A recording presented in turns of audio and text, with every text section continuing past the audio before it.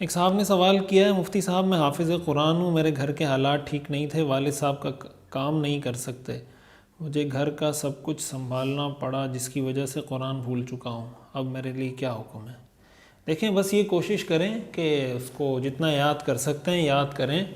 اور اپنی طرف سے کوشش بھی کرتے رہیں۔ مطلب آپ دن میں ایک صفحہ یاد کر سکتے ہیں تو اس کی کوئی پابندی کر لیں، کوئی اہتمام کر لیں۔ آدمی جب کوشش کرتا ہے تو اللہ تعالیٰ وہ توفیق عطا فرما ہی دیتے ہیں۔ باقی وہ جو حدیث شریف میں آتا ہے، جو قرآن کے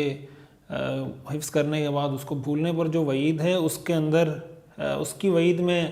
یہ داخل نہیں ہے، اس طرح کی جو صورتحال ہے، یہ حفظ کرنے کے بعد جو بھول جانا ہے صحیح قول کے مطابق، یہ اس میں داخل نہیں ہے۔ لہٰذا اس وعید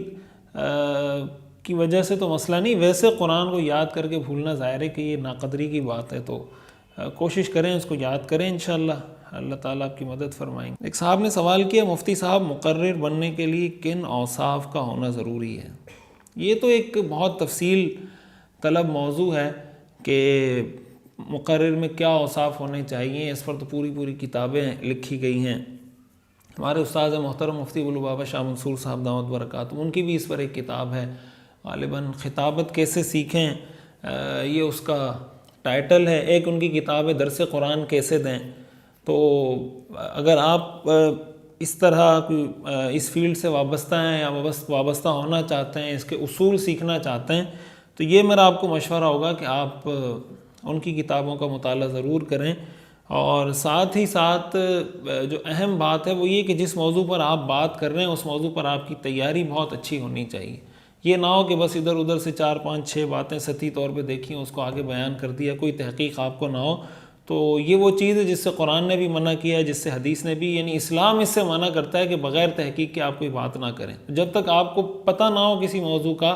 تفصیل پتہ نہ ہو، مسائل کی تحقیق نہ ہو، اس وقت تک اس کو بیان نہ کریں۔ تو اچھے طریقے سے مطالعہ کریں، اچھے طریقے سے مواد تیار رکھیں، یہ دیکھیں کہ لوگوں کی نفسیات کیا ہیں، لوگوں کو ضرورت کس چیز کی ہے، لوگوں کے واقعی مسائل، زمینی حقیقی مسائل کیا ہیں۔ اگر ان کے مسائل،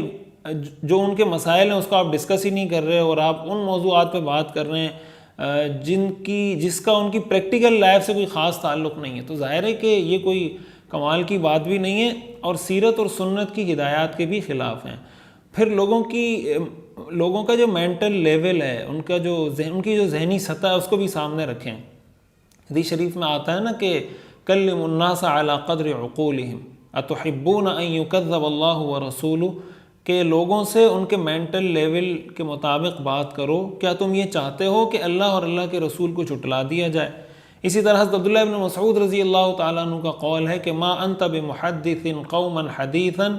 لا تبلغه عقولهم الا كان لبعضهم فتنہ، کہ اگر آپ لوگوں سے وہ بات کریں گے جس تک ان کا مینٹل لیول نہیں پہنچتا، جس تک ان کے دماغ کی رسائی نہیں ہے، تو آپ کا یہ عمل ان میں سے بعض لوگوں کے لیے فتنہ بن جائے گا۔ اس لیے لوگوں سے وہ بات کریں، بعض لوگوں کے ذہن میں یہ ہوتا ہے کہ جو مجھے پتہ چلا وہ میں آگے ٹرانسفر کر دوں، جو میں نے مطالعہ کیا وہ میں آگے بیان کر دوں، تو ہر چیز عوام کے سامنے بیان کرنے کی نہیں ہوتی۔ کچھ چیزیں ایسی ہوتی ہیں جو تحقیقی سطح کی، ریسرچ کی سطح کی ہوتی ہیں، کہ جب آپ کوئی تحقیقی بات کر رہے ہوں کسی طالب علم سے یا کسی ریسرچ اسکالر سے، تو اس وقت آپ اس کو ڈسکس کر سکتے ہیں، یا آپ اس پہ تحقیق لکھ رہے ہوں تو ڈسکس کر سکتے ہیں، لیکن عوامی سطح پر اس کو بیان نہیں کیا جا سکتا۔ اس طرح کی اور بہت ساری چیزیں جس کا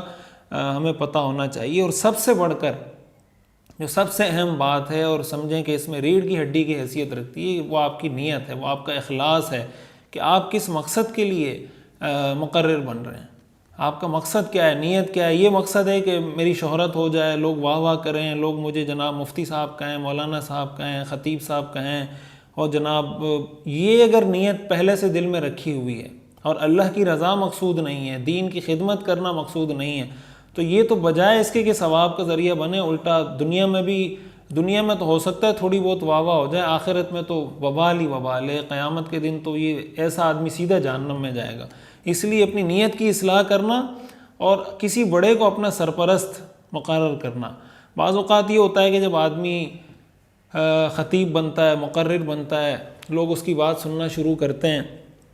تو پھر وہ سمجھتا ہے کہ بس اب میں سب سے بڑا ہوں، مجھے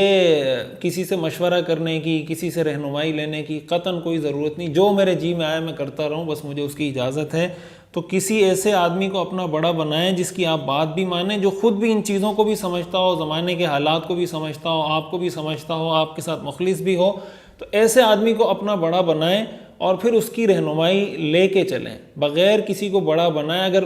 حضرت تھانوی رحمۃ اللہ علیہ نے یہ لکھا ہے کہ اگر کوئی بڑا نہ ہو تو کسی چھوٹے کو اپنا بڑا بنا لیں، کسی چھوٹے سے مشورہ کریں، لیکن مشورہ ضرور کریں۔ جب آپ کسی کے ساتھ کوئی چیز ڈسکس کرتے ہیں، مشورہ کرتے ہیں، رہنمائی لیتے ہیں، اللہ تعالیٰ اس کی برکت سے بہت ساری راہیں کھولتے ہیں۔ تو خود سر ہو جانا، یہ خود سری جو ہے نا، یہ انسان کو بہت تباہی کی طرف لے کر جاتی ہے۔ تو ایک عالم کا قول میں نے کہیں پڑھا تھا کہ جو آدمی مستقل بذات ہو جاتا ہے، مستقل بذات کا مطلب وہ کہے کہ میں پورا ہوں، مجھے کسی کی ضرورت نہیں، تو انہوں نے لکھا ہے کہ جو آدمی مستقل بذات ہو جاتا ہے وہ مستقل بذات نہیں، وہ مستقل بدذات ہو جاتا ہے۔ وجہ اس کی ہے کہ جب آپ بالکل اپنے آپ کو پورا سمجھتے ہیں کہ مجھے دنیا میں کسی کی ضرورت نہیں، میں بالکل مکمل کامل مکمل ہوں، تو ظاہر ہے کہ یہ تو اس سے بڑی تباہی اور کیا ہوگی کہ انسان اپنے آپ کو پورا سمجھے۔ تو یہ بھی اس کے اندر ضروری ہے۔ باقی ایک تفصیلی موضوع ہے، اس پہ آپ اسٹڈی کریں، ریسرچ کریں، پڑھیں، تو انشاءاللہ آپ کو رہنمائی ملتی جائے گی۔ جو کتابیں میں نے آپ کو بتائیں وہ بھی آپ دیکھ لیں۔